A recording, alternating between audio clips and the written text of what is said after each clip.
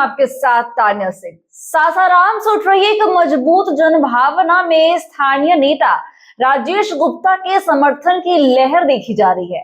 क्षेत्र के लोगों का कहना है कि राजद के वरिष्ठ कार्यकर्ता राजेश गुप्ता ने हमेशा पार्टी सिद्धांतों और जनता के हितों को प्राथमिकता दी है, लेकिन अब जब टिकट वितरण की प्रक्रिया जारी है तो उनके साथ अन्याय की संभावना पर लोगों में असंतोष बढ़ रहा है।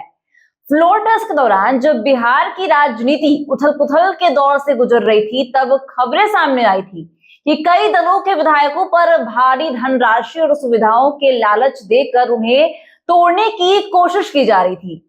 आरोप है कि 5 करोड़ रुपए राजधानी पटना में फ्लैट और आगामी चुनाव में टिकट देने जैसे प्रस्ताव कुछ विधायकों के सामने रखे गए।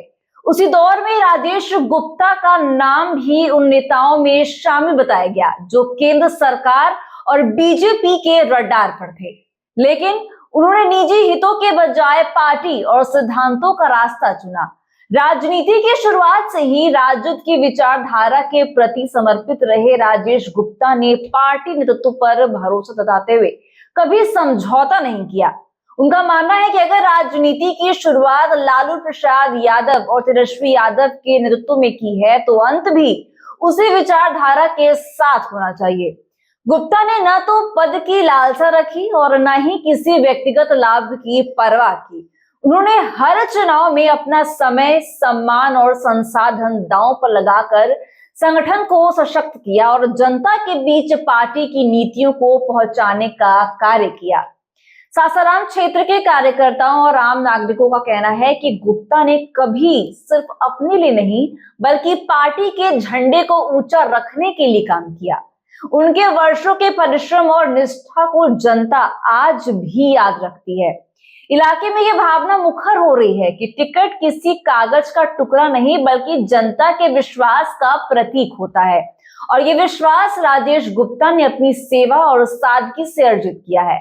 स्थानीय लोगों का यह भी कहना है कि गुप्ता ने न केवल जनता के सुख दुख में भागीदारी निभाई बल्कि पार्टी के एक सच्चे सिपाही के रूप में हमेशा पंक्ति के अंतिम व्यक्ति तक पहुंच बनाई है। चुनावी गतिविधियों में उन्होंने बिना किसी पद या प्रचार की अपेक्षा किए पार्टी की सफलता के लिए कार्य किया। यही कारण है कि आज सासाराम की जनता उनके साथ खड़ी है और चाहती है कि उन्हें आगामी विधानसभा चुनाव के लिए टिकट दिया जाए। जनता का स्पष्ट संदेश है कि पार्टी नेतृत्व को सासाराम की भावना को समझना चाहिए।